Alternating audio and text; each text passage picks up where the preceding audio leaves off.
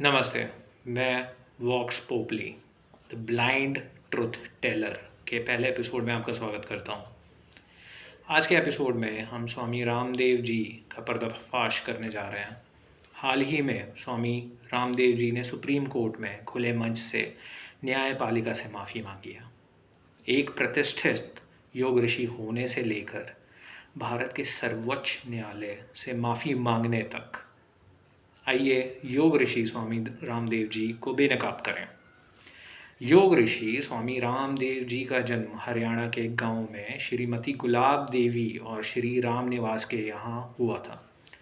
उनकी प्रारंभिक शिक्षा गांव के स्कूल में ही हुई, लेकिन कुछ लोगों का ये कहना है कि उनकी कभी ये शिक्षा हुई नहीं थी। यह तो एविडेंस ही बता पाएगा कि वो प्राइमरी एजुकेशन लिए या नहीं लिए। 14 साल की उम्र में उन्हें कलवा, जो जिंद हरियाणा के पास के गुरुकुल में भर्ती कराया गया, जहां आचार्य जी श्री बलदेव जी के आशीर्वाद से उन्होंने संस्कृत और योग का अध्ययन किया और संस्कृत व्याकरण योग में विशेषज्ञता के साथ स्नातकोत्तर आचार्य की डिग्री हासिल की। दर्शन, वेद और उपनिषद बाद में वह महर्षि दयानंद के जीवन और लेखन से बहुत प्रेरित हुए और उन्होंने महर्षि के चुंबकत्व के साथ साथ सत्यार्थ प्रकाश, ऋग्वेद भाष्य भूमिका आदि का गहन अध्ययन किया। योग, संस्कृत व्याकरण और आयुर्वेद के प्रतिपादक के रूप में पतंजलि उन पर अपना प्रभाव डालते रहे। अपने जीवन के आरंभ में ही उन्होंने अपने लिए लक्ष्य निर्धारित कर लिए थे, इसलिए उन्होंने ब्रह्मचार्य और तपस्या का मार्ग चुना। गुरुकुलों में योग, पाणिनि की अष्टाध्यायी और पतंजलि की महाभाष्य की शिक्षा देने के बाद वह सांसारिक गतिविधियों से दूर चले गए। वह ऊंचे हिमालय की गंगोत्री गुफाओं की यात्रा पर निकल पड़े।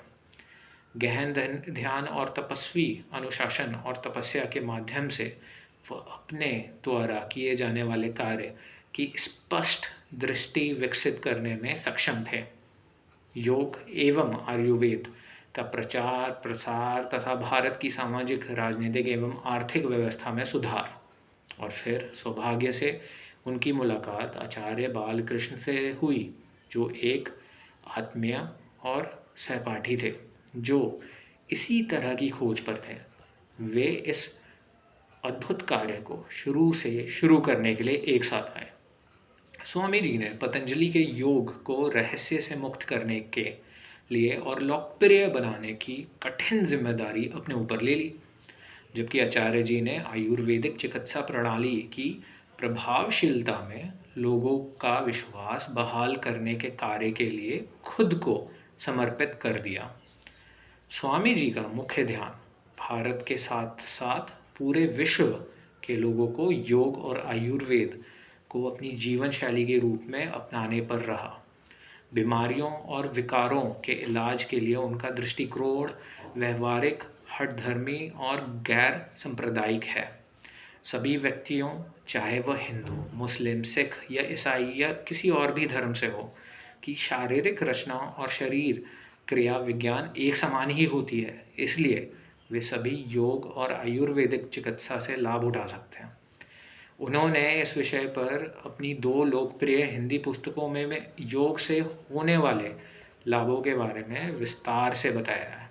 पहली किताब है योग साधना एवं योग चिकित्सा रहस्य और दूसरी है प्राणायाम रहस्य। मौजूदा चल रहे मामले को इंडियन मेडिकल एसोसिएशन IMA द्वारा सुप्रीम कोर्ट बेंच के समक्ष लाया गया था, जिसने पतंजलि और उसके संस्थापकों पर कोविड-19 टीकाकरण प्रयास और आधुनिक चिकित्सा के खिलाफ बदनामी अभियान चलाने का आरोप लगाया था।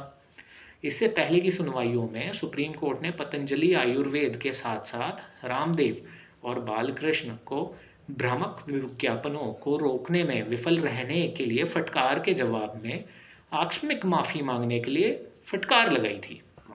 सुनवाई के दौरान न्यायमूर्ति कोहली ने योग के प्रति स्वामी रामदेव जी के योगदान को मान्यता दी आइए सबसे पहले योग के प्रति उनके योगदान को समझते हैं। योग के क्षेत्र में विश्व पर उनके प्रेरणादायक प्रभाव को समझने के लिए न्यूयॉर्क टाइम्स का एक लेख ही काफ़ी है। 1 अप्रैल 2016 को श्रीमती गीता आनंद द्वारा लिखित न्यूयॉर्क टाइम्स लेख का शीर्षक था, एक योग मास्टर बाबा कूल का राजा एक साम्राज्य को फैलाता है। श्रीमती गीता आनंद की रिपोर्ट है कि श्री रामदेव भी एक भारतीय स्वामी हैं जिन्होंने सभी सांसारिक सुखों और संपत्तियों को त्याग दिया है और वह सोफे पर पालथी मारकर बैठे हैं। उनका चेहरा एक अदम्य दाढ़ी से घिरा हुआ है। उनका शरीर एक हिंदू पवित्र व्यक्ति के भगवा कपड़े से लिपटा हुआ है। योग को भारतीय जनता तक पहुंचाने के लिए प्रसिद्ध 50 वर्षीय श्री रामदेव बाबा कूल मूवमेंट के नाम से जाने जाने लगे थे यूनाइटेड स्टेट्स ऑफ अमेरिका में,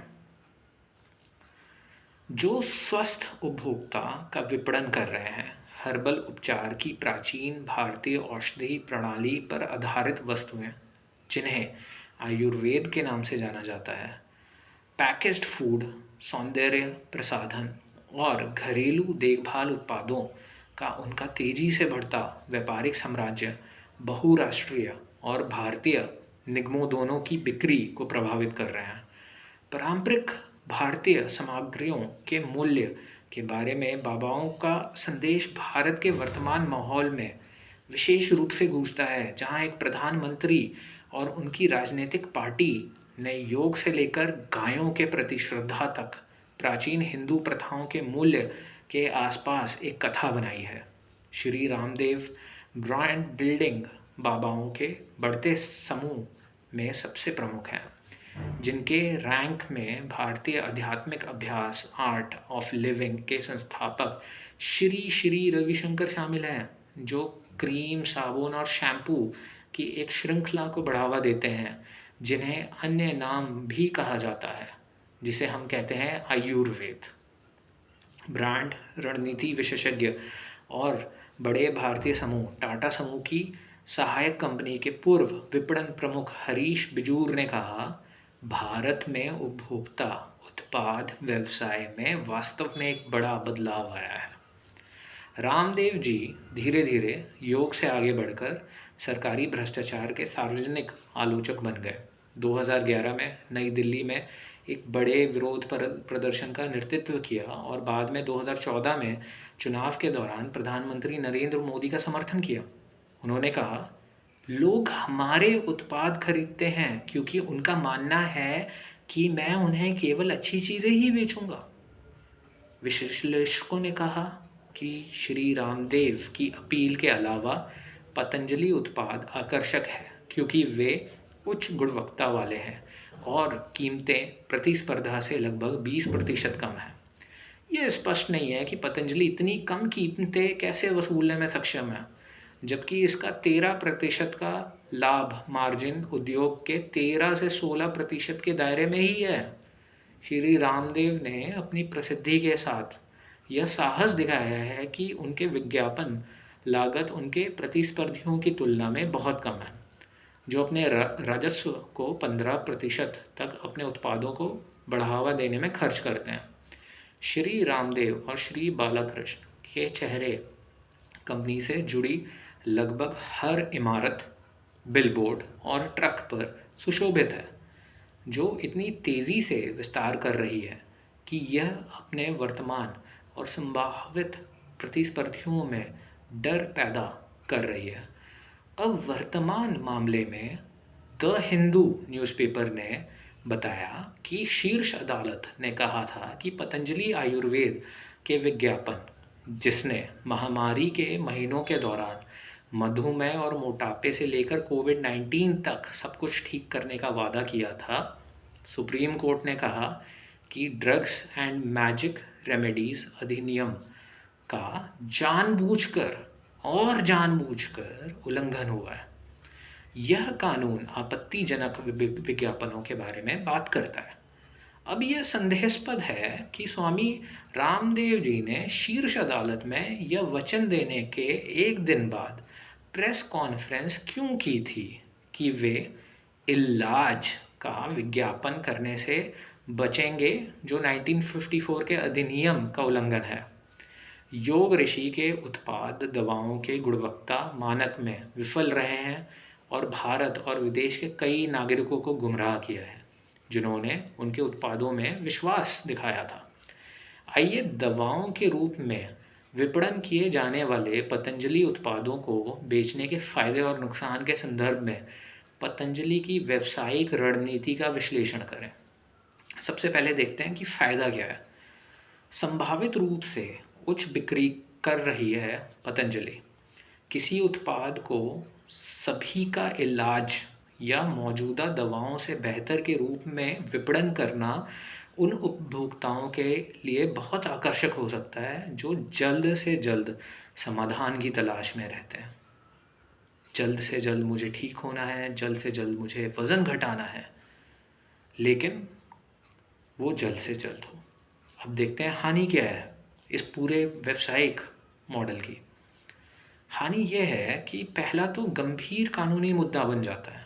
इस दृष्टिकोण से कानूनी परेशानी का उच्च जोखिम होता है। दवा के रूप में अस्वीकृत या परीक्षण न किए गए उत्पादों को बेचना धोखाधड़ी माना जा सकता है और इसके लिए भारी जुर्माना या जेल भी हो सकती है। उपभोक्ताओं को नुकसान पहुंचाना।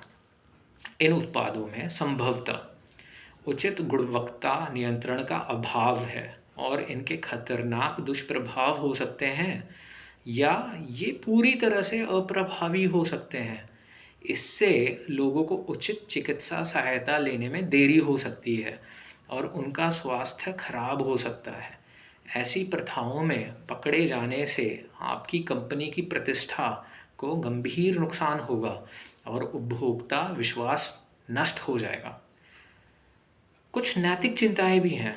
लोगों की कमजोरियों का फायदा उठाना और अवास्तविक परिणामों का वादा करना एक अनैतिक कार्य है।